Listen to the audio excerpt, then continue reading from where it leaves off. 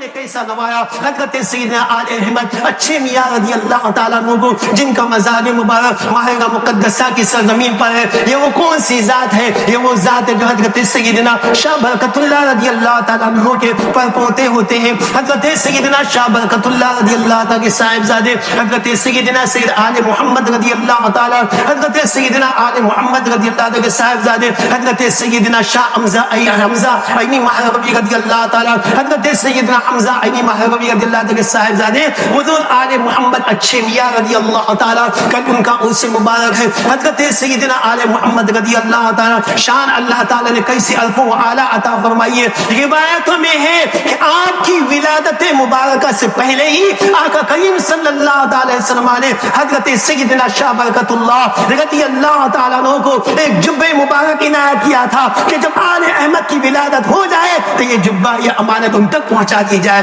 حضرت سیدنا آل احمد اچھے میاں رضی اللہ تعالیٰ خود حضرت سیدنا شاہ برکت اللہ رضی اللہ تعالیٰ نے پیشن گوئی فرمائی تھی کہ میرے خاندان میں عنقریب ایک بچہ آئے گا جو خاندان کے نام کو خوب روشن کرے گا. جب ان کی ولادت مبارکہ ہوئی، ان کے دادا یعنی حضرت سیدنا شاہ برکت اللہ رضی اللہ تعالیٰ کے صاحبزادے حضرت سیدنا آل محمد رضی اللہ تعالیٰ نے اپنے پوتے کو اپنی گود میں لیا اور گود میں لے کر کے ارشاد فرمایا کہ یہ وہی ہے جن کی بشارت میرے والد گرامی نے عطا فرمائی تھی. اس کے بعد میں آپ کی دادی محترمہ آتی ہے، وہ آنے کے بعد جو ہے وہ جبہ مبارکہ جو امانتاً تھا کہا کہ یہ امانت ان کے حوالے کر دی جائے. حضرت سیدنا آل احمد اچھے میاں رضی اللہ تعالیٰ عنہ، حضرت سیدنا آل احمد اچھے میاں رضی اللہ تعالیٰ، اچھے میاں ان کو کہتے تھے، اچھے میاں ان کو کہتے تھے. بزرگان دین کہتے ہیں کہ اچھے میاں کہنے کی وجہ کیا؟ کہتے اس زمانے میں جتنے اچھے تھے ان سب اچھوں میں اچھے حضرت آل احمد رضی اللہ تعالیٰ وہ ایسے اچھے تھے کہتے کہ بوڑھا بھی ان سے وابستہ ہو جاتا، ان کی برکت سے وہ بھی اچھا ہو جایا کرتا تھا. حضرت سیدنا آل احمد اچھے میاں رضی اللہ تعالیٰ غرض یہ کہ بتا رہے ہیں کہ جب مصطفیٰ کے شہزادے کا یہ عالم ہے کہ بوڑھا انسان اگر جب ان سے وابستہ ہو جاتا ہے وہ نیکیوں کی راہ پہ گامزن ہو جاتا ہے تو مصطفیٰ کے تصرف کا کون اندازہ لگا سکتا ہے. عزیزان ملت اسلامیہ حضرت سیدنا آل احمد اچھے میاں رضی اللہ تعالیٰ اللہ تعالیٰ نے کیسی شان عطا فرمائی ہے، کیسی شان عطا فرمائی ہے. مظہر غوث آدم کہلاتے ہیں حضرت سیدنا آل احمد اچھے میاں رضی اللہ تعالیٰ. آپ کے بھتیجے حضرت سیدنا سید غلام محی الدین رضی اللہ تعالیٰ حضور آل احمد اچھے میاں رضی اللہ تعالیٰ کو غوث آدم سے بہت ہی عقیدت و محبت تھی. حضرت سیدنا سید غلام محی الدین رضی اللہ تعالیٰ جو آپ کے بھتیجے ہیں ارشاد فرماتے ہیں کہ ایک مرتبہ میں کھیلتا ہوا جب میں وہاں پہ حضرت آل احمد رضی اللہ تعالیٰ کے حجرے مبارکہ جو خانقاہ کے اندر تھا وہاں پہ پہنچ گیا تو میں نے چاہا کہ اندر داخل ہو جاؤ تو خادم نے اس کو منع کیا، کہا کہ حضرت کا حکم ہے کہ کسی کو اندر نہ آنے دیا جائے. کہتے کہ بچہ تھا، میں نے خادم کی بات کا لحاظ نہیں کیا، میں اندر داخل ہو گیا تو میں نے داخل ہو کے کیا دیکھا کہ حضرت آل احمد رضی اللہ تعالیٰ بھی موجود ہے. آپ کے سامنے دو نورانی شکل و صورت والے بزرگ بھی بیٹھے ہوئے. میں گیا پیچھے سے جا کر کے میں نے ان کے پیچھے سے تھام لیا. حضرت نے دیکھا، بظاہر خفگی کا اظہار کیا، کہا کہ کیوں یہاں پہ آ گئے ہو؟ تو میں نے کہا کہ آپ کے کاندھے پہ سوار ہونے کے لیے آیا ہوں. آپ کے کاندھے پہ سوار ہونے کے لیے بچوں کی عادت ہوتی ہے کہ بڑوں کے کاندھے پہ سوار ہوتے ہیں. کہا کہ میں آپ کے کاندھے پہ سوار ہونے کے لیے آیا ہوں. مسکرانے لگے،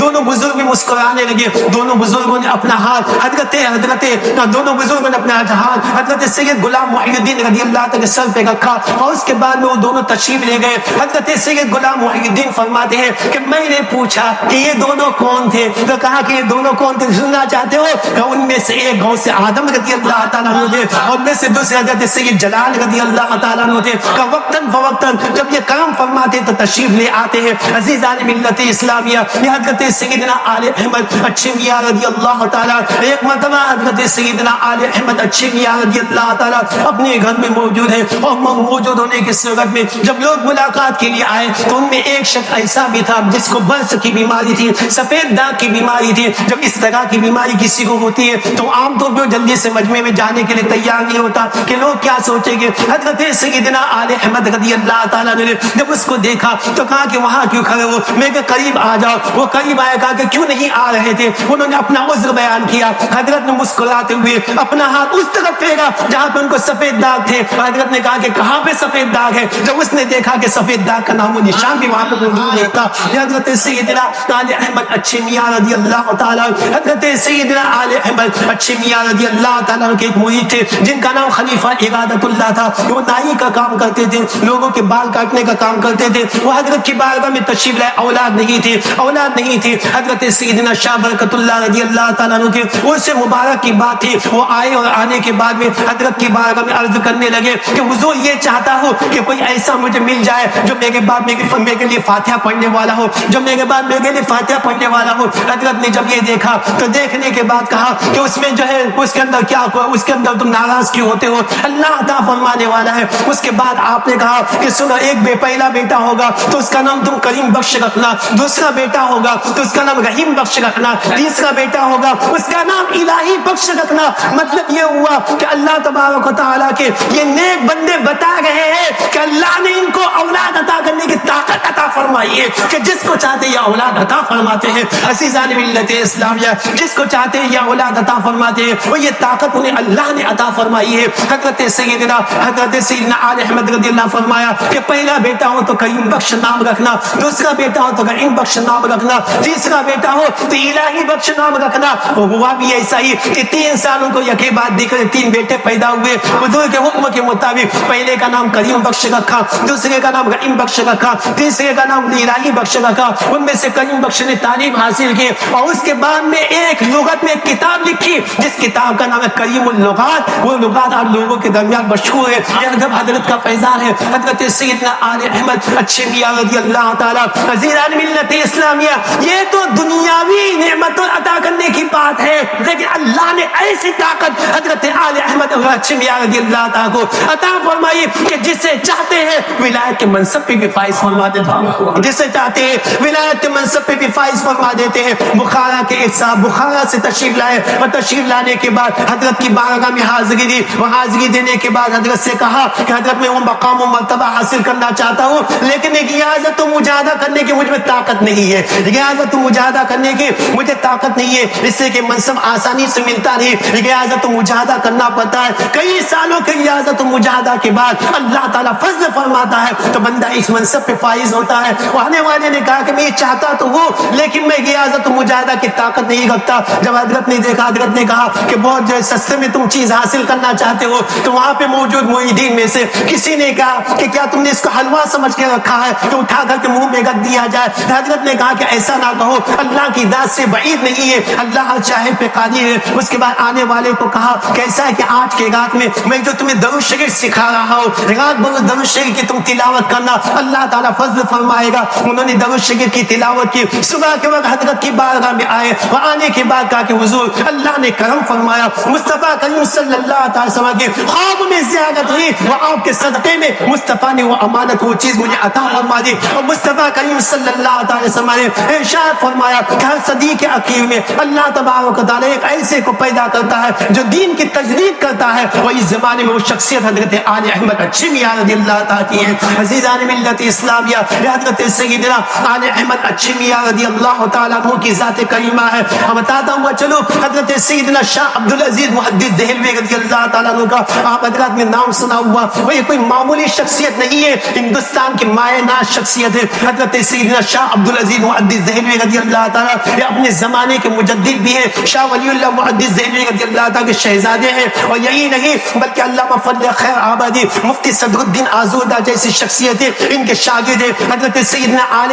رسول احمدی رضی اللہ تعالیٰ ان کے شاگرد ہیں. حضرت سیدنا شاہ عبدالعزیز محدث دہلوی رضی اللہ تعالیٰ، حضرت سیدنا شاہ عبدالعزیز محدث دہلوی رضی اللہ تعالیٰ تو اس زمانے کے اندر میں بغداد مقدس میں ایک صاحب تھے. وہ یہ چاہتے تھے کہ وحدت الوجود کے مسئلے کو میں سمجھو، ایک بہت تفصیل ہے وحدت الوجود کے مسئلے کی، لیکن وہ سمجھنا چاہتے تھے کہ وحدت الوجود کا مسئلہ مجھے سمجھ میں آ جائے. میں کہا جی بتاتا ہوا چلو کہ وحدت الوجود کا مسئلہ ایسا مسئلہ ہے کہ جس مسئلے کو زبان سے بیان ہی نہیں کیا جا سکتا، جس مسئلے کو زبان سے بیان ہی نہیں کیا جا سکتا، ایسا مسئلہ ہے مسئلہ وحدت الوجود. لیکن وہ چاہ رہے تھے کہ مسئلہ وحدت الوجود مجھ پہ منکشف ہو جائے، مجھ پہ کھل جائے. تو وہاں پہ غوث پاک رضی اللہ تعالیٰ عنہ کے سجادہ نشین کی بارگاہ میں حاضر ہوئے بغداد مقدس. تو انہوں نے کہا کہ اس کے لیے تمہیں ہندوستان کا سفر کرنا ہوگا. وہ ہندوستان کا سفر کرتے ہوئے شاہ عبدالعزیز محدث دہلوی رضی اللہ تعالیٰ اس وقت ان کا طوطی بول رہا تھا، علم ظاہر میں بھی علم باطن میں بھی. وہ ان کے پاس پہنچے اور پہنچنے کے بعد اپنا مسئلہ پیش کیا. حضرت شاہ عبدالعزیز محدث دہلوی رضی اللہ تعالیٰ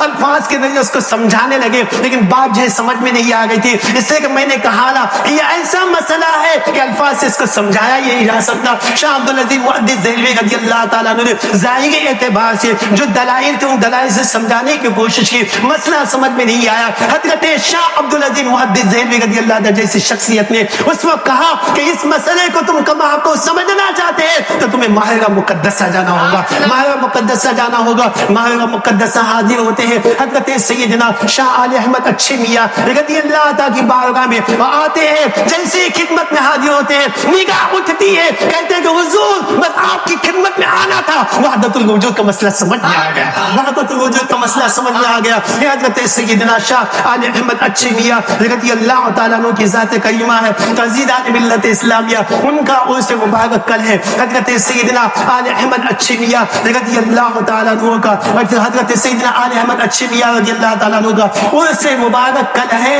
ہم چاہتے کہ اچھا بننا چاہتے ہیں تو اور اچھے ہیں تو اور اچھا بننا چاہتے ہیں، ان کی بارگاہ میں خراج عقیدت پیش کیجیے. ان کا عرس مبارک ہے، ان کی بارگاہ میں خراج عقیدت پیش کیجیے. اللہ تعالیٰ ان کے صدقے میں ہمارے دلوں کو منور فرمائے گا، دلوں کو روشن فرمائے گا. حضرت سیدنا علی احمد اچھے میاں رضی اللہ تعالیٰ عنہ نے بھی یہ بتا دیا کہ مصطفیٰ کا شہزادہ ہوں، مصطفیٰ کا شہزادہ ہوں.